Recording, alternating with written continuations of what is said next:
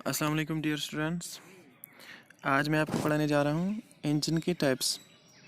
तो बेसिकली हमारे इंजन के दो टाइप्स होते हैं। एक तो स्पार्क इग्निशन, जिसको हम शॉर्ट में बोलते हैं एसआई इंजन, और दूसरा कंप्रेशन इग्निशन। अब इन दोनों में मेन डिफरेंस क्या है?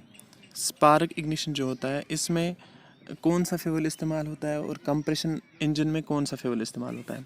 स्पार्क इग्निशन इंजन में पेट्रोल या गैस इस्तेमाल किया जाता है, और कंप्रेशन इंजन में इसमें डीजल का इस्तेमाल किया जाता है।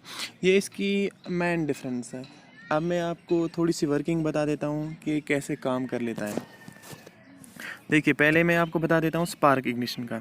स्पार्क इग्निशन, अब नाम से ही पता चलता है कि वहाँ पे इग्निशन यानी कि कंबशन कैसे होता है।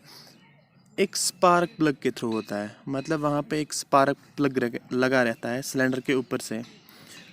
तो जैसे ही, अब मैं आपको बता देता हूँ कि पहले ये फ्यूल कैसे आता है।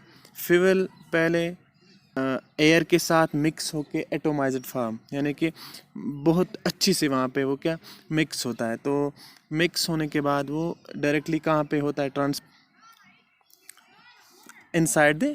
Inside the cylinder.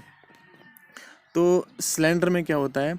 अब सिलेंडर में अब ये पेट्रोल इंजन की हम बात करें तो उसके ऊपर लगा रहता है एक स्पार्क प्लग, मतलब एक पिस्टन है तो वहाँ पे स्पार्क प्लग लगा रहता है। अगर वहाँ पे बहुत सारे पिस्टन हैं तो उनका अपना अपना स्पार्क प्लग होगा, यानी कि मल्टीपल स्पार्क प्लग्स भी हो सकते हैं वहाँ पे।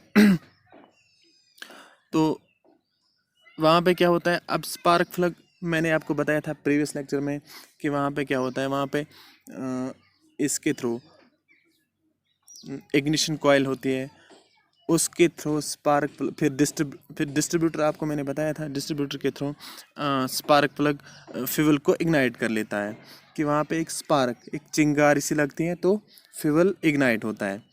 अब ये हो गया कि स्पार्क इग्निशन इंजन इसमें कैसे काम होता है, या गैस इंजन भी हो सकता है। अब दूसरा क्या है? दूसरा कंप्रेशन इग्निशन है। तो इसका ये मतलब नाम से ही पता चलता है कि वहाँ पे इग्निशन कैसे होता है। इग्निशन कंप्रेशन के थ्रू होता है, मतलब पहले वहाँ पे जैसे पेट्रोल इंजन में होता है, वहाँ पे ऐसा नहीं होता है। वहाँ पे पहले air inside the cylinder compress होता है, एयर अंदर आता है विदाउट डीजल, तो वहाँ पे वो कंप्रेस होता है। कंप्रेशन होने के बाद, एयर कंप्रेस होने के बाद अलग से वहाँ पे डीजल इंजेक्टर्स के थ्रू, मतलब वो फाइनली स्प्रेज होते हैं वहाँ पे, डायरेक्टली उसमें सिलेंडर में पहुंच जाते हैं।